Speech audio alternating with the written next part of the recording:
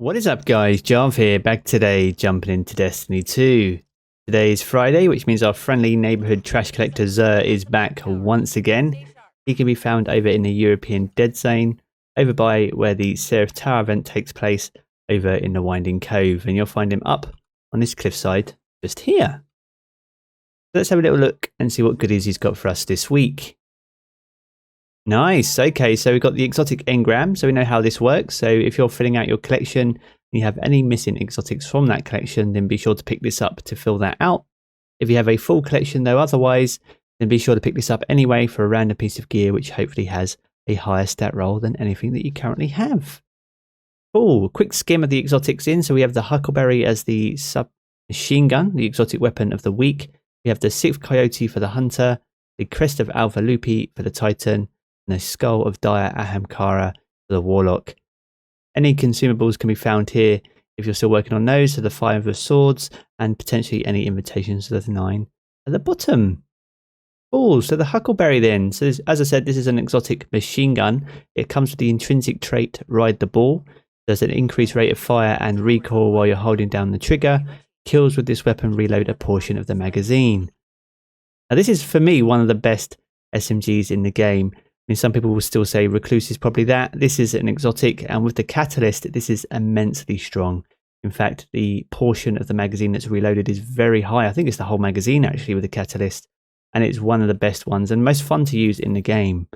So I would highly recommend getting this and potentially using something like a Black Armory Forge as a quick way of completing the Catalyst as well, guys. But if you definitely don't have it, be sure to pick it up if you like SMGs as well. The 6th Coyote for the Hunter, so we have double dodge and you gain a second dodge charge. It's simple as that. We have the Void Affinity 47 stat. If you like dodging, which is never a bad thing, especially on a Hunter in Crucible, then this potentially could have an added benefit to your potential playstyle. Outside that, limited use in PvE, very much more for PvP. So if you don't have it and you want to do some dodging in Widow's Court in Trials this week, then be sure to try it out if you need to. Crest of Alpha Lupi. Alpha Lupi? Crest of Alpha Lupi for the Titan. We have the Solar Affinity with a 53 stat. Survival Well, so this generates an additional orb of light from supers and heals, and a healing pulse when the barricade is activated. This is an OG exotic back from the original launch of Destiny, so it's possibly a collection piece, but outside that, it's not the most popular chest piece for a Titan. In fact, it's probably not the most popular exotic for a Titan overall, although it is a returning one from Destiny 1. So if you don't have it, be sure to pick it up if you're filling out your collection. And finally, the Skull of Dire Cara, again an OG exotic, reprised from Destiny 1. You have the Arc Affinity here with a 50 stat. So actual grandeur, so this provides an additional damage resistance during Nova Bomb, and Nova Bomb grants super energy.